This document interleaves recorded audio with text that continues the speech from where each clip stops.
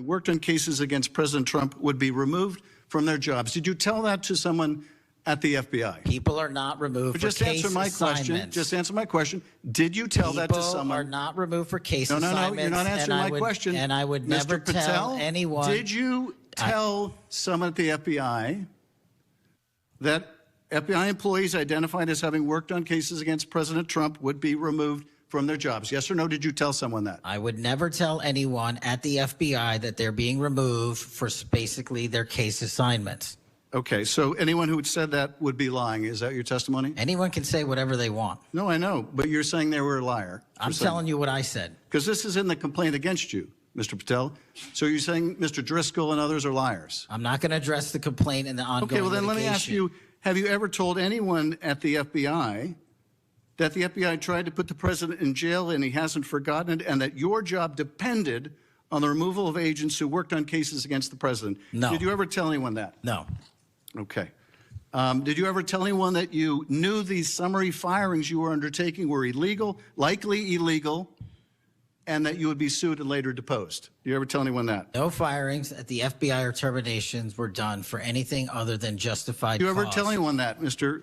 Patel? Why don't you No answer my question? terminations at the FBI were ever done in my tenure for anything other than failing. Did you ever to tell uphold anyone their that, oath of Mr. Patel? You willing to answer the question? The FBI. I guess you're not willing to answer the question. So let me move on. Let me move on to the Epstein files. You said you're the most transparent FBI director in history, so I'm going to put you to the test. In 2024, you were asked by Glenn Beck about Epstein's black book. And you said, he asked, who has Jeffrey Epstein's black book? And you said, black book FBI. And he said, but who? That is, I mean theirs. And you said, oh, that's under the direct control of the director of the FBI. That's what you said. Was that true, Mr. Patel? I'll rely on you quoting it accurately. I did that a couple of years ago. Was it true what you represented to Mr. Beck and the president's supporters out there, or were you lying? Was it true that the black book, Epstein's black book, was in the possession of the FBI director? The black book was in the possession of the FBI. Okay, so now that you're the FBI director, you have possession of the black book, right? That index has been released. So you have Jeffrey Epstein's black book? What is known as Jeffrey Epstein's black book has been released by us. And you released it. And let me follow up on Senator Kennedy's question, because he asked you, and I'll be very precise here.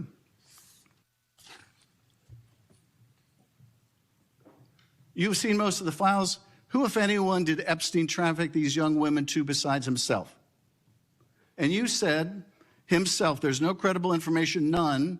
If there were, I would bring the case yesterday that he trafficked to other individuals. And Kennedy, the information we have, again, is limited. And Senator Kennedy said, the answer is no one. And you said, for the information we have. So is it your testimony today that in all the Epstein files, that Jeffrey Epstein trafficked no one to anyone but himself? Is that your testimony, Mr. I never Patel? said Jeffrey Epstein didn't traffic anyone else. Did he traffic any young woman to someone other than himself? That was Mr. Kennedy's question, Senator Kennedy's question. The information that 3 administrations have had access to have made determinations that there are no investigative leads that were credible to prosecute and investigate any others. I'm specifically stating whether we it's were your working testimony today. Well, you just read it, and I said it 10 minutes ago, so let the record reflect my testimony. I just want to make sure there's no misunderstanding, because there are victims like Virginia Guifer who have testified otherwise, who have said otherwise, and you're telling the American people today that the Epstein list is a single name and it's Jeffrey Epstein. That's what we're to believe?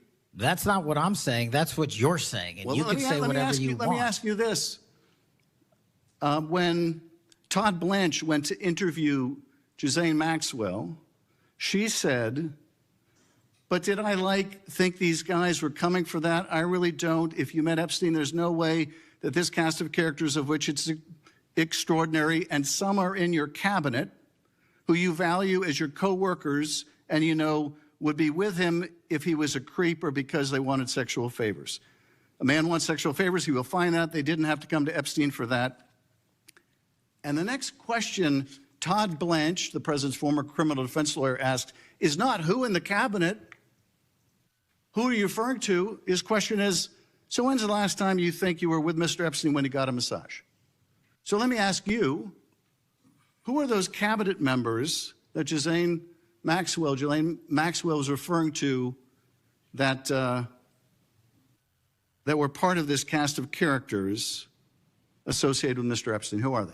The Deputy Attorney General took the aggressive step that no one else did and interviewed Ms. Maxwell for 2 days, and we released the entirety of that transcript. Who are the cabinet members? I do not have that transcript in front of me. You're picking it piecemeal. The American public can read the entirety of that. Let me ask you one last question, because you clearly won't tell us the cabinet members associated with Mr. Epstein. Let me ask you one last question, and that is, right after she gives this testimony in front of an FBI agent, among others, she's transferred to a minimum security prison not suitable for a sex offender like herself. Who made that decision and why? The Bureau of Prisons. The Bureau of Decisions made it in prisons. The Bureau of Prisons decided on their own, without any consultation with Blanche or anyone else, that they were going to suddenly, after this interview, completely unrelated to this interview, completely unrelated to anything she said, move her to a prison not suitable for a sex offender. You want the American people to believe that? Do you think they're stupid?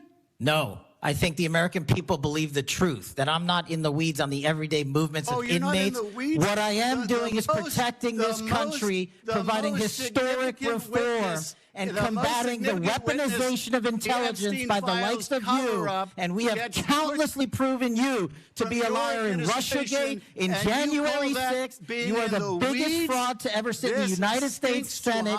You are a disgrace to this institution and an utter coward. I'm not surprised.